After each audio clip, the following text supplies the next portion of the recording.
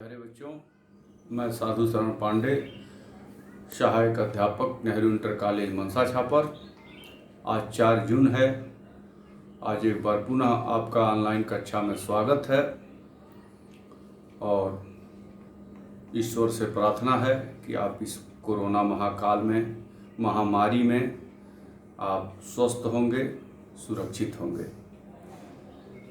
कल हम आपको हिमालय के वर्गीकरण के संबंध में क्लियर कर दिए थे, हिमालय का वर्गीकरण कैसे हुआ और सारी चीज़ों को स्पष्ट कर दिए थे। आज आपका टॉपिक है गंगा का मैदान। गंगा का मैदान हम समझेंगे, उसका वर्गीकरण कैसे हम करेंगे, कितने भागों में वह बटेगा। तो आज इस टॉपिक पर गंगा के मैदान के संबंध में हम आपको बताना चाहते हैं। गंगा का मैदान, अब इसमें सबसे पहले इसकी लंबाई जानेंगे। इसकी लंबाई 3200 किलोमीटर है और चौड़ाई 150 किलोमीटर है। यह क्लियर हो गया कि इसकी लंबाई 3200 किलोमीटर गंगा के मैदान का और चौड़ाई 150 किलोमीटर। इसको हम 3 भाग में बांट सकते हैं। 3 भाग में बांटेंगे, भांवर, तराई और जलोढ़। तो बांटने से पहले एक बात पर और चर्चा करेंगे। गंगा का मैदान का निर्माण जो है यह कैसे हुआ, इसको हम समझेंगे कि गंगा का मैदान जो है इसका निर्माण कैसे हुआ। तो इसका निर्माण गंगा, ब्रह्मपुत्र और सिंधु, यह जो 3 नदियां हैं, इनकी जो सहायक नदियां हैं, उनके द्वारा गंगा के मैदान का निर्माण हुआ। कौन कौन? गंगा, ब्रह्मपुत्र और सिंधु नदी जो है, इनकी सहायक नदियां हैं।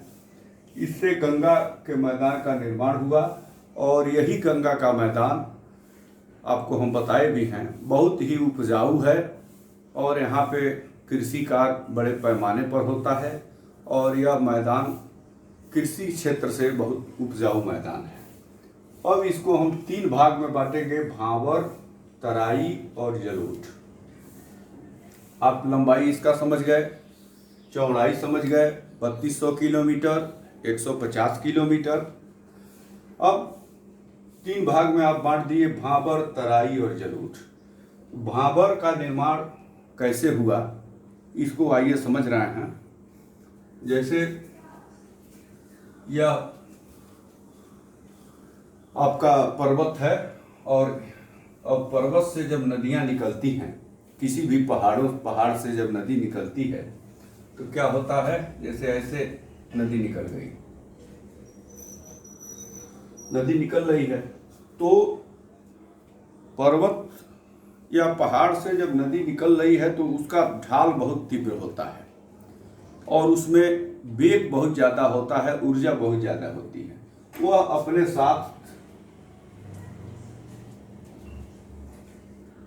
अपने साथ छोटे बड़े पत्थरों को उस वेग के साथ बहा के वो लेके आती है और स्थिति यह होता है कि जहाँ तक वेग होता है वहाँ तो बड़े बड़े पत्थर वहाँ तक जाते हैं। उसके बाद ज्यों-ज्यों ऊर्जा और वेग इसका कम होता है तो अब जो बड़े पत्थर हैं वो किनारे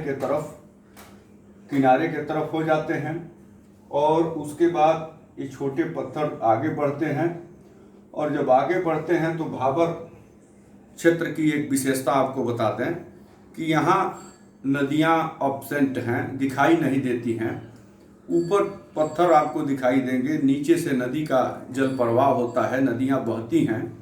तो भांवर क्षेत्र की एक विशेषता है कि नदियाँ स्पष्ट रूप से दिखाई नहीं देती और यही जब आगे धीरे धीरे या बढ़ती हैं, इनका ज्यों-ज्यों वेग कम होता जाता है तो यही नदियाँ अपने साथ जो क्या करते हैं, निक्षेप के द्वारा मिट्टी को काट के या छोटे छोटे पत्थरों को, छोटे छोटे कण जो होते हैं उनको लेके आगे बढ़ती हैं। तो वह तराई क्षेत्र का निर्माण होता है। किसका निर्माण होता है? तराई क्षेत्र का निर्माण होता है और यहाँ पे नदी जो है यह अपने अस्तित्व में आ जाती है, नदी दिखाई देने लगती है और यही तराई क्षेत्र जो है यही तराई क्षेत्र, यही हम लोगों का जो बेल्ट एरिया है, यही तराई क्षेत्र है, जहाँ पे आप देखते होंगे तमाम तरह की नदी, नाले, पोखरे, तालाब स्थित होते हैं। और यही कारण है कि अपने वहाँ बहुत ज़्यादा इस तराई क्षेत्र में मच्छरों का प्रकोप होता है। इंसेफेलाइटिस जैसी भयंकर बीमारी से हम लोग ग्रसित होते हैं, इसलिए कि यहाँ तमाम नाला से लेके पोखरा और तालाब, नदियाँ अस्तित्व में रहती हैं तराई क्षेत्र में। और इसी क्षेत्र में आपका क्या होता है, कृषि कार्य होता है, खेती का कार्य होता है। अब इसके बाद, इसके पश्चात क्या होता है, एक है जलोढ़, तीसरा है जलोढ़। जलोढ़ का निर्माण कैसे हुआ? इसका भी निर्माण होता है नदियों के द्वारा लाए गए मिट्टी, छोटे छोटे कण टुकड़ों से निक्षेपण के द्वारा, निक्षेप के द्वारा जब आता है तो जलोढ़ का निर्माण होता है। अब इसमें एक हो जाता है खादर और दूसरा है बांगर। तो खादर का निर्माण कैसे होता है, बांगर का निर्माण कैसे होता है, इसको भी थोड़ा सा क्लियर कर लीजिए। जब नदियाँ अपने द्वारा निक्षेपित करके जो कण लाती हैं, जो पदार्थ लाती हैं, जो मिट्टी लाती हैं, वह मिट्टी क्या होता है, जैसे यहाँ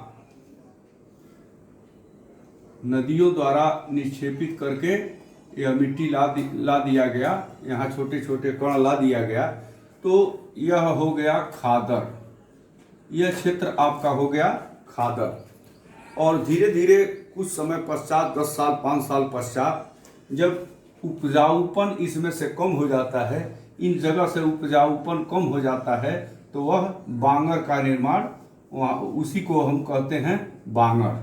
तो जलोढ़ में 2 प्रकार का हो गया, एक खादर और एक बांगर। तो प्यारे बच्चों, ये क्लियर हो गया। अब इसके बाद तीसरा पॉइंट है प्रायद्वीपीय पठार। प्रायद्वीपीय पठार को समझने से पहले कुछ बातें हैं, आपको क्लियर कर दें। जैसा कि कक्षा 11 में हम आपको बता चुके हैं कि प्लेटों के संबंध में हम आपको क्लियर कर चुके हैं कक्षा 11 में। एक बार पूरा यहाँ बता रहे हैं, पूरे विश्व का जो धरातल है, जो आप देख रहे हैं, पढ़ रहे हैं, यह प्लेटों पर अवस्थित है, प्लेटों पर अवस्थित है। इसी क्रम में जैसे यह आप जानते हैं, इसके पहले भी बताए थे कि भारतीय प्लेटें जो हैं वह उत्तर दिशा के तरफ गतिमान हैं। भारतीय प्लेटें किधर गतिमान हैं? उत्तर के दिशा के तरफ गतिमान हैं। और आपको ये भी क्लियर किए हैं कि सभी प्लेटें गतिशील हैं, अपना जा रहे हैं, उसी क्रम में भारतीय प्लेटें उत्तर दिशा में गतिमान हैं। यह जो क्षेत्र आपका है भारतीय प्लेटों का, और यह है यूरेशियन प्लेटें। तो जब उत्तर की दिशा में यह गतिमान है, यह यूरेशियन प्लेटें हैं। जब इधर यह आया और यूरेशियन प्लेट से टकरा गया, यह प्लेट भारतीय प्लेट यूरेशियन प्लेट से जब टकरा गया, तो होता क्या है, जब कोई चीज़ आपस में टकराता है तो जो हल्की चीज़ होती है, हल्की, मान लीजिए हल्की जो प्लेटें हैं वह नीचे की तरफ धंस जाएंगी, और जो भारी हैं वह ऊपर की तरफ हो जाएंगी। यही स्थिति यहाँ हुई। यहाँ आप जानते हैं कि यह प्रायद्वीपीय भारत है, तो जब यह टकराहट हुआ तो भारतीय प्लेटें नीचे की तरफ धंस गईं। तब स्थिति क्या हुआ, यह प्लेटें हैं, यह नीचे की तरफ यह धंस गई। यह यूरेशियन प्लेट इसके ऊपर है। तो इसके पहले भी हम आपको बताए थे कि पृथ्वी के आंतरिक नीचे वाले भाग में आज भी पृथ्वी में क्या है, बहुत ज़्यादा टेम्परेचर है, पृथ्वी गर्म है। और कहीं भी पूरे पृथ्वी पर, इसको भी हम आपको क्लियर कर चुके थे कि ज्वालामुखी उद्गार की प्रक्रिया कब होती है, नीचे से जो प्रेशर है वो बार बार ऊपर निकलने के लिए गतिशील रहता है, और जहाँ कमजोर परत पाता है पृथ्वी का वहीं वह निकल जाता है। ऐसी स्थिति में जब यह भारतीय प्लेटें नीचे की तरफ दब गईं और यह पृथ्वी है, या पृथ्वी है और नीचे से जो इसका प्रेशर है यह निकलने के लिए अग्रसर है कि जहाँ कमजोर परत पावे वहाँ हम निकल जाएं। ऐसी स्थिति में हुआ क्या कि जो यह प्लेटें नीचे आई हैं, यह इस प्रेशर से, इस गर्मी से धीरे धीरे गलना शुरू कर दी।